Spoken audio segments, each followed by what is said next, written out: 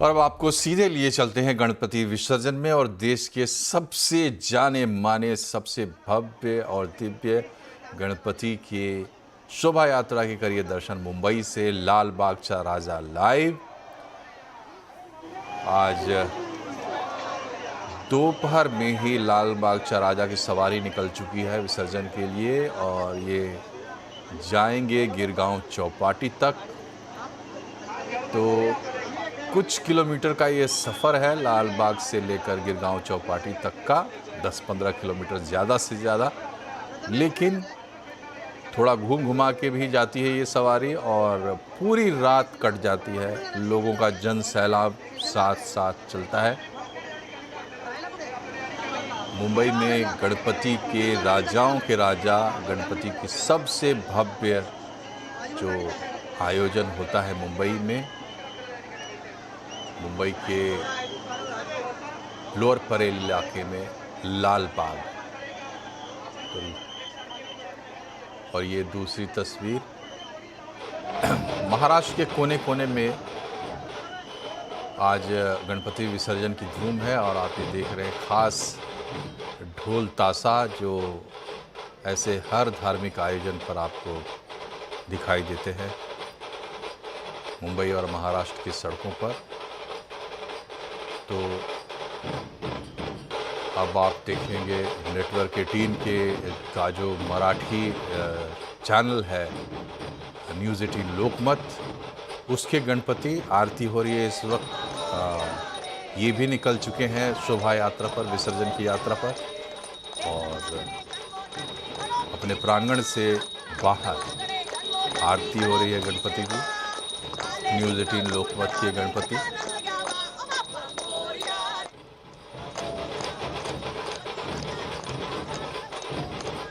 और एक तस्वीर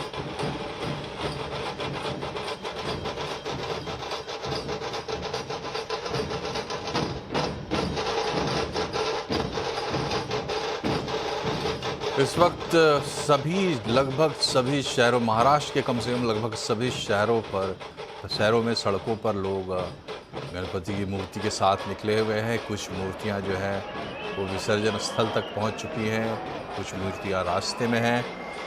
कल सुबह पौ फटने तक ये सिलसिला जारी रहेगा, ढोल ताशे गाजे बाजे के साथ और रोशनी के साथ सड़कों पर काफ़ी विशालकाय लाल बाग चा राजा की मूर्ति आप देख रहे हैं। और अब आपको लेकर चलते हैं गिरगांव चौपाटी, जहां पर ज़्यादातर शोभा यात्राओं का अंतिम पड़ाव होता है, जहां समुद्र में प्रवाहित की जाती है गणपति की मूर्तियां, बड़ी छोटी मूर्तियां। ये खेतवाड़ी के चिंतामणि गणपति आप देख रहे हैं इस वक्त अपने स्क्रीन पर। ये तमाम वैसे बड़े गणपति आयोजनों के नाम हैं जो देश दुनिया में जिन्हें लोग जानते हैं और जिनके भक्त हैं। गणपति को राजाओं का राजा कहा जाता है, सबसे बड़ा राजा। गणपति बप्पा मोरया का मतलब ही यही होता है, the greatest of all Kings.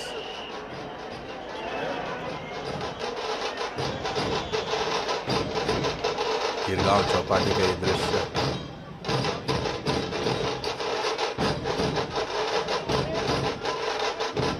साल भर का इंतज़ार, फिर 10 दिन का आयोजन और ये आयोजन की अंतिम कड़ी। ये देखिए विसर्जन के लिए लेकर जा रहे हैं गिरगांव चौपाटी पर, बिल्कुल समुद्र के पास। यहाँ खास आयोजन होता है मुंबई प्रशासन और बीएमसी की तरफ से। अंत में मूर्तियाँ ले ली जाती है, जो वहाँ पर जो कर्मचारी लगाए गए हैं वो इनको नावों पर लेकर जाते हैं या जो भी व्यवस्था उन्होंने बना रखी है उस पर मूर्ति को रखा जाता है और ले जाकर समुद्र में ऐसे थोड़ा भीतर की तरफ जाकर मूर्तियाँ प्रवाहित की जाती हैं। आजकल बहुत सारे टेम्परेरी टैंक्स भी बनाए जाते हैं जहाँ मूर्तियाँ प्रवाहित की जाती है और आयोजन करता। बहुत सारे लोग घरों में भी 10 दिन तक गणपति को रखते हैं और 10वें दिन उनका विसर्जन किया जाता है। तो इस तरीके से रात भर इस तरीके के आयोजन चलते रहेंगे।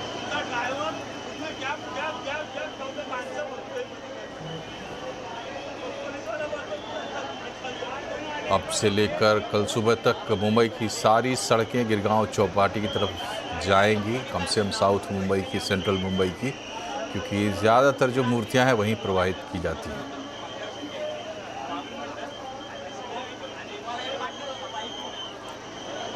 दुनिया भर से लोग गणपति का उत्सव देखने आते हैं और ख़ास करके विसर्जन का ये दृश्य जो है, इसको कई फिल्मकार शूट करके फिल्मा के रख लेते हैं, बाद में अपनी फिल्मों में इस्तेमाल करते हैं। तो इंसानों का एक समुद्र किनारे उमड़ता है। ये अद्भुत आयोजन सिर्फ मुंबई में देखने को मिलता है। और ये देखिए मुंबई की सड़कों का नज़ारा।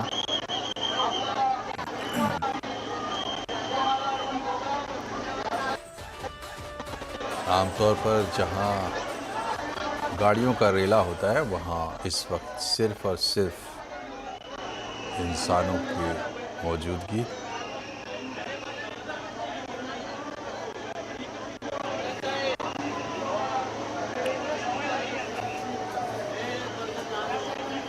तो चलिए अब गणपति विसर्जन के माहौल से निकलते हैं बाहर और कुछ खबरों का रुख करते हैं। सबसे पहले बड़ी खबर दिल्ली की। दिल्ली के मुख्यमंत्री अरविंद केजरीवाल ने उपराज्यपाल वीके सक्सेना से मुलाकात करके अपना इस्तीफा सौंप दिया है। इस दौरान केजरीवाल के साथ आतिशी और दिल्ली सरकार के अन्य मंत्री मौजूद थे। उम्मीद है कि इसी हफ्ते नए सीएम और कैबिनेट का शपथ ग्रहण हो सकता है। 26 और 27 सितंबर को 2 दिन का विधानसभा सत्र बुलाया गया है। तो नई सरकार बनने के बाद एक विश्वास मत होता है, उसकी फॉर्मेलिटी होती है, वो भी पूरी हो जाएगी। 13 सितंबर को शराब घोटाला मामले में सुप्रीम कोर्ट से जमानत मिलने के बाद अरविंद केजरीवाल ने 15 सितंबर को कहा था कि वो मुख्यमंत्री पद से इस्तीफा दे देंगे। आज 17 सितंबर है, उन्होंने इस्तीफा दे दिया। आज मुख्यमंत्री जी ने उपराज्यपाल महोदय को अपना इस्तीफा सौंपा है। साथ ही साथ दिल्ली के अंदर आगे सरकार को संचालित करने के लिए सुबह आम आदमी पार्टी के विधायक मंडल दल की बैठक हुई थी। बैठक में सर्वसम्मति से आतिशी जी को अपना विधानमंडल दल का नेता चुना गया था। हमने आम आदमी पार्टी के विधानमंडल दल का जो फैसला है पार्टी की तरफ से उपराज्यपाल जी को सूचित किया है और साथ ही साथ हमारे विधायक दल की नेता आतिशी जी की तरफ से जल्द सरकार बनाने के लिए दावेदारी प्रस्तुत की गई है। हमने उपराज्यपाल महोदय से निवेदन किया है कि जल्द से जल्द शपथ की तारीख सुनिश्चित की जाए। तो कालकाजी विधानसभा सीट से विधायक आतिशी दिल्ली की नई मुख्यमंत्री होंगी। मुख्यमंत्री आवास पर हुई आप विधायक दल की बैठक में आतिशी को नेता चुना गया। अरविंद केजरीवाल ने मुख्यमंत्री के नाम का प्रस्ताव रखा, जिस पर सभी विधायकों ने सर्वसम्मति से मुहर लगाई। आतिशी को अरविंद केजरीवाल का सबसे भरोसेमंद माना जाता है। आतिशी ने अरविंद केजरीवाल का धन्यवाद किया और कहा कि केजरीवाल को दोबारा मुख्यमंत्री बनाना ही उनका मकसद है। तो दिल्ली के लोग, आम आदमी पार्टी के विधायक और मैं अगले कुछ महीनों तक, चुनाव तक मुख्यमंत्री होने के नाते अब एक ही उद्देश्य से काम करेंगे कि हमें अरविंद केजरीवाल जी को फिर से दिल्ली का मुख्यमंत्री बनाना है। तो अगले कुछ महीने तक, जब तक ये जिम्मेदारी मेरे पास है, मैं दिल्ली के लोगों की रक्षा करने की कोशिश करूंगी और अरविंद केजरीवाल जी के मार्गदर्शन में दिल्ली की सरकार चलाऊंगी। इधर बीजेपी ने आतिशी को दिल्ली की कठपुतली सीएम बताया है। बीजेपी ने तंज कसते हुए एक पोस्टर जारी किया है, जिसमें आतिशी को केजरीवाल की कठपुतली के तौर पर दिखाया गया है। बीजेपी का आरोप है कि सीएम का चेहरा बदल देने से आप पर भ्रष्टाचार के दाग नहीं धुलेंगे। अरविंद केजरीवाल चाहकर भी अपनी मन मर्जी का मुख्यमंत्री नहीं बन सकते। आतिशी को सारे विभाग दिए गए मनीष सिसोदिया के कहने पर, और मनीष सिसोदिया के दबाव में ही आतिशी को मुख्यमंत्री बनाया गया है। और मैं फिर कह रहा हूँ कि चेहरा बदल गया है, लेकिन आम आदमी पार्टी का करैक्टर जो है, भ्रष्टाचारी करैक्टर, वो वहीं का वहीं है और दिल्ली की जनता उस भ्रष्टाचार का हिसाब है। दुर्भाग्यपूर्ण बात है कि पहले दिल्ली के पास एक जेल वाला सीएम था जिसने 150 दिन जेल में रहकर सीएम शिप चलाई, सरकार चलाई, फिर बेल वाला सीएम बना और अब एक डमी सीएम बनने वाला है। कि चेहरा तो बदला गया है, पर क्या इस सरकार का चरित्र बदलेगा? ये तो वही आतिशी जी है जिनके एक के बाद एक विभाग आप देखेंगे तो एजुकेशन विभाग में घोटाला क्लासरूम को लेकर, पीडब्ल्यूडी में घोटाला शीश महल को लेकर, अन्य कंस्ट्रक्शंस को लेकर, जल विभाग में घोटाला, दिल्ली जल बोर्ड में सबसे बड़ा घोटाला हुआ।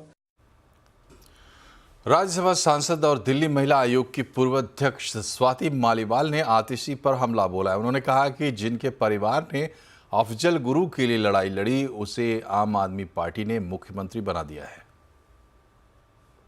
आज दिल्ली की मुख्यमंत्री एक ऐसी महिला आतिशी मारलेना जी बनने जा रही हैं जिनके अपने परिवार ने आतंकवादी अफजल गुरु को फांसी की सजा से बचाने के लिए एक लंबी लड़ाई लड़ी। उनके अपने माता पिता ने कई बार राष्ट्रपति जी को मर्सी पिटिशंस, दया याचिकाएं भेजी कि अफजल गुरु को फांसी ना हो, कि अफजल गुरु निर्दोष है, कि अफजल गुरु सिर्फ एक राजनीतिक साजिश का शिकार बन गए। ये कितनी गलत बात है। कांग्रेस ने भी आम आदमी पार्टी को घेरा है। कांग्रेस का कहना है कि चुनाव जीतने से कोई ईमानदार या बेईमान नहीं बनता। चुनाव जीतने हारने से कोई न बेईमान हो जाता है न ईमानदार हो जाता है। जनता का इनके पास चिंता नहीं है, चिंता है अपने पार्टी को संभाल के रखने की चिंता है, आगे चुनाव जीतने की चिंता है। दिल्ली की कमान अब आतिशी के हाथ में आने वाली है। केजरीवाल के इस दांव के क्या है मायने? आज आवाज अड्डा में इसी पर होगी बड़ी चर्चा शाम 7:57 पर।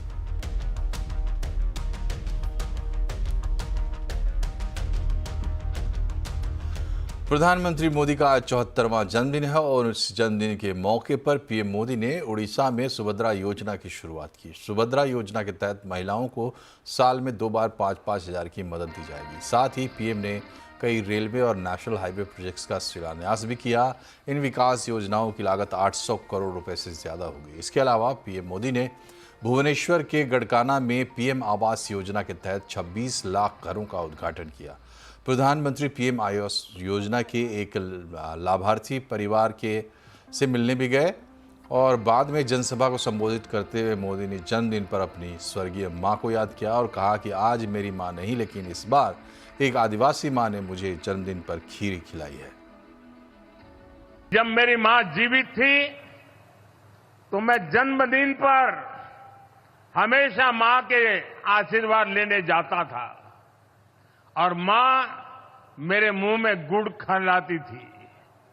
लेकिन मां तो नहीं है, आज एक आदिवासी मां ने खीर खिलाकर मुझे जन्मदिन का आशीर्वाद दिया। ये अनुभव, ये एहसास मेरे पूरे जीवन की पूंजी है। प्रधानमंत्री नरेंद्र मोदी के 74 साल पूरे होने पर बीजेपी उत्सव मना रही है। पार्टी अध्यक्ष जेपी नड्डा और गृह मंत्री अमित शाह समेत सरकार के मंत्रियों और पार्टी नेताओं ने प्रधानमंत्री को शुभकामनाएं दी। उज्जैन और वाराणसी में विशेष पूजा की गई। बीजेपी आज से गांधी जयंती 2 अक्टूबर तक सेवा पखवाड़ा मना रही है। पार्टी अध्यक्ष जेपी नड्डा ने आज दिल्ली में ब्लड डोनेशन कैंप की शुरुआत की। मोदी सरकार के मंत्रियों ने प्रेस कॉन्फ्रेंस कर 100 दिन की उपलब्धियां भी गिनाई। गृह मंत्री अमित शाह ने कहा कि प्रधानमंत्री के जन्मदिन और सरकार के 100 दिन पूरा होने के मौके पर सेवा पखवाड़े के दौरान पार्टी जरूरतमंदों की सेवा करेगी। उन्होंने कहा कि अपने तीसरे कार्यकाल के पहले 100 दिन में सरकार ने 15 लाख करोड़ की योजनाएं शुरू की हैं। तीसरे मैंडेट के बाद 100 दिन समाप्त हो रहे हैं। 100 दिन में लगभग 15 लाख करोड़ रुपए की परियोजनाओं को चालू किया गया है। 100 दिन को मैंने 14 स्तंभों में बांटा है। मैं एक एक कर सबके लिए कुछ न कुछ कहना चाहूँगा। इंफ्रास्ट्रक्चर का जहाँ तक सवाल है, 100 दिन में 3 लाख करोड़ की परियोजनाएं हमने घोषित भी की है, इम्प्लीमेंटेशन भी शुरू हुआ है। महाराष्ट्र के वधवान में 76,000 करोड़ की लागत से मेगा पोर्ट बनेगा, जो पहले दिन से ही विश्व के 10 प्रमुख बंदरगाहों में शामिल होगा। मोदी 3.0 के 100 दिन पूरे होने पर सड़क परिवहन और हाईवे मंत्री नितिन गडकरी ने हमसे एक्सक्लूसिव बातचीत की। महंगे टोल पर economic policy editor Lakshman Roy के सवाल पर नितिन गडकरी ने कहा कि टोल से नई सड़कें बनती है, अच्छी सड़कों से लोगों का पैसा बच रहा है और सर्विस मिल रही है, तो इसके बदले पैसा देने में क्या दिक्कत है। बीच में सोशल मीडिया पे काफी चला कि जितना सड़क बनाने में जरूरत पड़ती खर्च हुआ उतना वसूल लेते हैं, उसके बावजूद उससे कई ज्यादा गुना जो है वो टोल टैक्स वसूला जाता है। तो ये एक बात तो ऐसी है कि कश्मीर में 2 लाख करोड़ का काम करें वहां थोड़ी टोल मिलता है, नॉर्थ ईस्ट में 3 लाख करोड़ के काम हो रहे वहां थोड़ी टोल मिलता है। टोल मिलता है कर्नाटक, तमिलनाडु, महाराष्ट्र, गुजरात, राजस्थान, बिहार, यूपी में उतना टोल नहीं मिलता। तो हम क्या करते हैं, जो पैसा मिलता है वो दूसरे रोड जहां वायबिलिटी नहीं वहां खर्चा करते हैं। हमारा टोल का पैसा सरकार के किटी में, गवर्नमेंट किटी में, फाइनेंस मिनिस्टर में जमा होता है और बजट से घूमकर फिर हमारे पास आता है। तो ये देखिए, आज अगर हम बजट पे डिपेंड करते हैं तो ये नहीं होता। दूसरा, टोल ये कोई दंड नहीं है।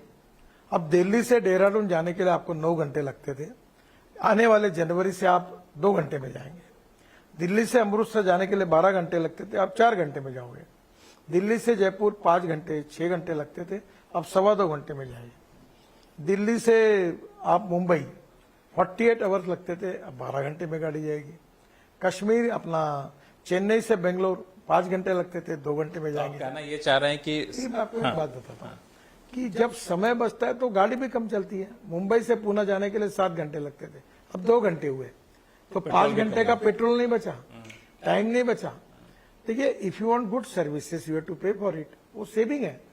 और दूसरी बात, हम इतने काम करेंगे तो पैसे इतना तो बजट से हो नहीं सकता, इसलिए ये आखिर देश के लिए खर्चा होता है। दूसरी बात, आपने घर लिया कैश पेमेंट पे, उसकी कीमत 2.5 लाख है, और घर जब आपने 12 साल में 15 साल में पैसे वापस किए तो ब्याज सहित उसकी कीमत जाती है 8 लाख करोड़। तो क्या वो 2.5 लाख का 8 लाख करोड़ पर ऐसा होता है क्या? ब्याज होता है, उसका प्रॉफिट भी होता है। तो इसलिए ये ट्रांसपेरेंसी से होता है। आज तक एक भी करप्शन का चार्ज हमारे ऊपर नहीं आया।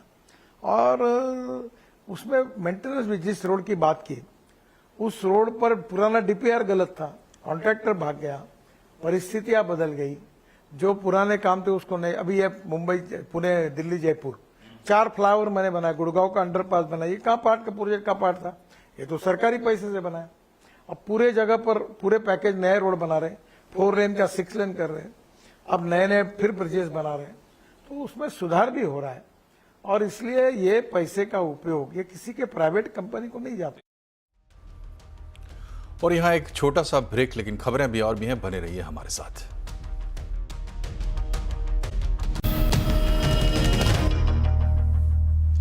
ब्रेक के बाद एक बार फिर से आपका स्वागत है। त्योहारी सीजन में उपभोक्ताओं के लिए खाद्य तेल के साथ साथ प्याज और चावल महंगे हो सकते हैं। सरकार ने खाद्य तेलों पर आयात ड्यूटी बढ़ाने का फैसला लिया और अब इसका असर दिख रहा है। होलसेल में 20% तक की तेजी देखी जा रही है। खाद्य तेलों में आत्मनिर्भर बनने के लिए सरकार ने तेलों पर आयात ड्यूटी बढ़ाने का फैसला किया है। ड्यूटी 12.5% से लेकर 35% तक बढ़ी है और तुरंत प्रभाव से लागू भी हो गई है। होलसेल दामों में करीब 20% का उछाल देखा जा रहा है, जो जल्दी ही रिटेल बाजार पर शिफ्ट होगा। कंपनियों ने 7 से 8 रुपए लीटर तेल बढ़ाया है पिछले 3 दिन में, जो कि बहुत ही नॉमिनल है। आज इंटरनेशनल मार्केट 3 दिन बाद बंद होने की वजह से आज खुली है और KLC काफ़ी डाउन रही है। उसको देखते हुए आने वाले समय में कहीं ना कहीं आपस में एक दूसरे के साथ एडजस्ट हो जाएगा और कोई बहुत बड़ा भार हिंदुस्तान के कंज्यूमर के ऊपर तेलों की तेजी से नहीं बनेगा। सरकार ने प्याज पर न्यूनतम समर्थन मूल्य हटाने और निर्यात पर ड्यूटी कम करने का फैसला लिया है। इससे प्याज की सबसे बड़ी मंडी लासलगांव में 10% की तेजी देखी जा रही है। सरकार ने बासमती चावल से न्यूनतम एक्सपोर्ट प्राइस हटाने का फैसला किया है। इससे चावलों की कीमतों में भी तेजी होगी। लिहाजा आने वाले त्योहारी सीजन में महंगाई का बोलबाला रहेगा। इस साल हम एक्सपेक्ट कर सकते हैं कि वो बढ़ सकता है ये गवर्नमेंट के निर्णय से, और उपभोक्ताओं को टेम्परेरली हम देख सकते हैं कि इसका प्राइस में इंक्रीज हो सकता है और उपभोक्ताओं को थोड़ा ज़्यादा प्राइस देना पड़ेगा इन कमोडिटीज़ के लिए। चुनाव से पहले कीमतें काबू में रखने के लिए सरकार ने सभी प्रतिबंध लगाए थे।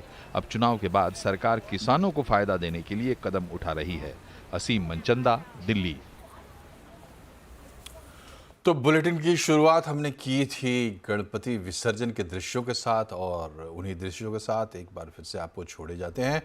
इजाजत दीजिए, नमस्कार।